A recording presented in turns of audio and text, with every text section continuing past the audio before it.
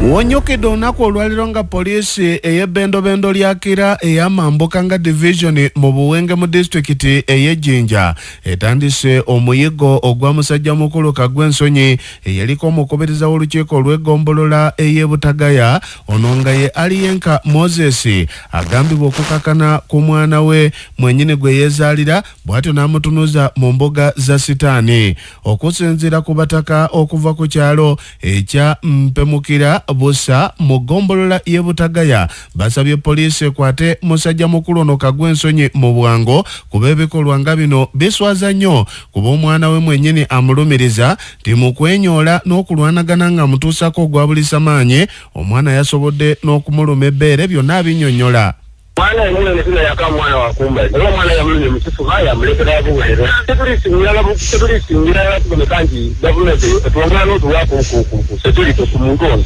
Yava ku side y'inulira ku ntuma yakanikoge abana baisaba alisa bakusubira abato. Security zagana na ensonga eyo mbino. Kuba tusibuka kubanga nyola lesituka mulambo ikombolero kumanya myaka 5. Omwana wo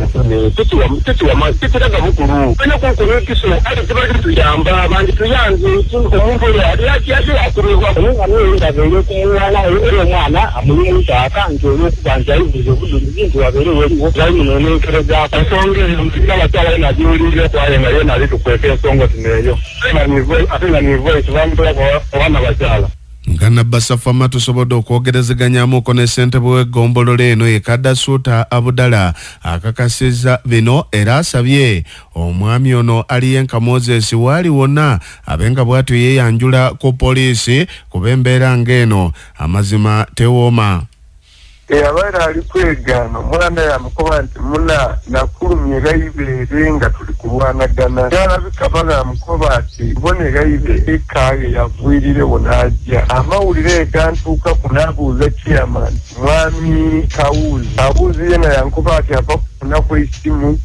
okuva mu Badaama kubanga mutayenka Mudaama mutegano nakuba gito mangu nti yanguwa kubanga nabaire nga ndi n'ebingenye nakuba gito nti yanguwa nakubira chairman mwami lyakika nti yanguwako ne saidi n'akanti gyayo bagira okutuuka nga omwana bamutwairewo n'ekika mwami Aliyenka yena amaze okulumuka okuvaawo aye tuli kusaba mwami Aliyenka aveeyo akakase bukakasinga ebigambo ebiri kumwogerwako k'ebituufu bw'anaabanga alumwike ayina kutulaga bulage nti ebigambo biri kumwogerwako bituufu.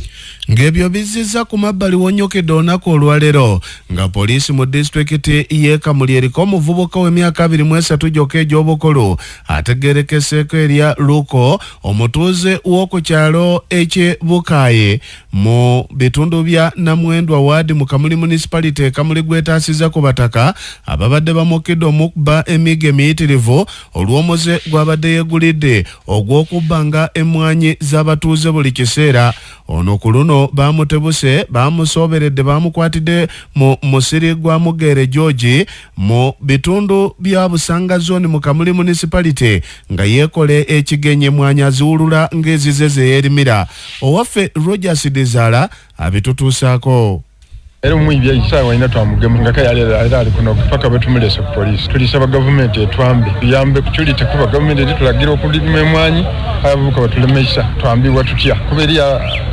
tubasiba kaya eriyo yaje yabatolayo babalekula tiyadi badtandise kwire bona paka bebatuse n'okutuuka esawa ina okwira okwiba okwongera kudeba ibi yo wange bayiba wache bazinga bona era babagemi bali awo police kale obuyibi butirire bayiba amatoke bayiba enkoko bayiba wange 12 enkoko 5 denenzungu enkoko 5 nakola losi kale bali government etwambe kusituli tusobola okukola emirimu gye bali tuwera mu PDM tuliroza ku developing bakyalo aya abana bali tulemusa tunakola tutya.